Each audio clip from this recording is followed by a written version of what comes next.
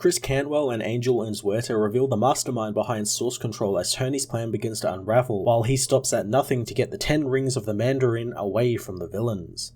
Chris Cantwell reveals some big plot points regarding Source Control and their leadership this issue as Tony's plan to buy up all of their weapons begins to go awry. Cantwell marries both spy thriller tropes and sci-fi elements really well this issue, with a very small time travel element that gives Force an interesting, yet a little predictable role in the story, which is that of a traitor. It was a little obvious that he was going to betray Tony, but I do like that it's somewhat right about why he is betraying them, being that Tony always disregards him, not bothering to ask him anything or fill him in on what's going on, and only seeing him as a tool in the toolbox. It's something Tony has always done with certain characters, and I don't think he'll ever change that about himself, since that's like the one trait he can't. Cantwell continues making this an old school Iron Man affair, with Spy Master being revealed to be the big bad behind everything, and even Cobalt Man showing up with the 10 rings. I've loved that so far with every Iron Man villain Chris has used through this entire run, he's made them actually formidable or three-dimensional in some way, giving them something outside of just being an evil Iron Man in a different coloured suit. So I'm looking forward to see what he brings to Cobalt Man and Spy Master over the next 2 final issues.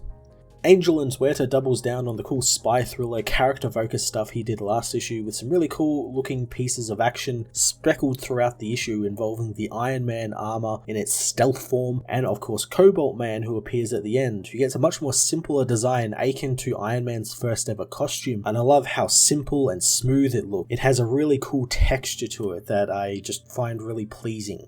Iron Man issue 23 lent further into the spy tropes this issue, with some really cool sci-fi elements thrown in, as well as more old school Iron Man villains, making for a very fun and tension-filled issue that took us into the 3rd act. I'm going to give this issue a 10 out of 10.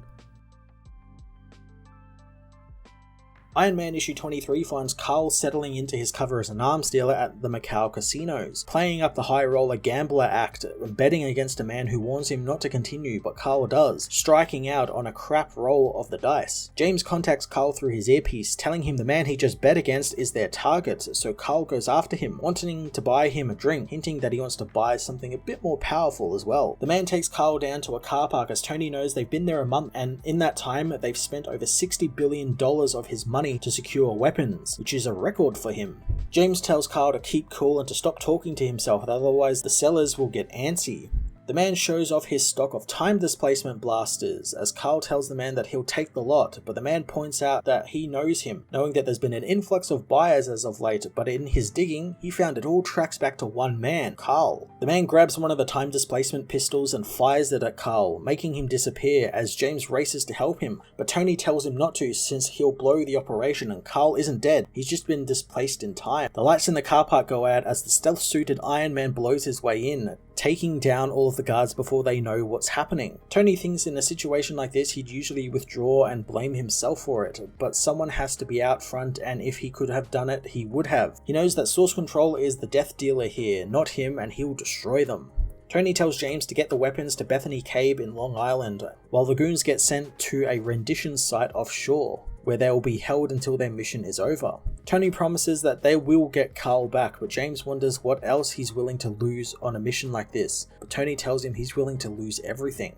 As Tony leaves, he thinks about how he'll dismantle all of the weapons he has brought, but not before reverse engineering them in order to figure out how to nullify their effects they pose on people, and he'll do so all for Vic and Carl. 2 days later, the guards who saw Iron Man are all placed in guarded hotel rooms as James tells Tony that Bethany has told him the closet is getting full. Tony knows there is one more thing he wants to get from Source Control, the Mandarin's rings, since the next time they see the rings, they could be on someone's fingers. For 3 days straight, Tony and James try and get a bite on the rings through their dark web connections. Tony thinks about how things between him and James are still tough thanks to Tony killing James, then bringing him back to life. Something Rhodey remembers, since Tony made sure he remembered as well. So it's up to James if he ever forgives him, and Tony hopes that he does since he's his best friend and he doesn't want to lose him on top of everything else. Tony grinds on with his work, knowing the threat the rings pose to the whole planet, and he built the Iron Man armor to disarm all of those type of weaponry, and weapons that will be used against others, and he'll do just that. Tony soon sets up a deal through Carl's alias for tonight, with the rings selling for $3 billion.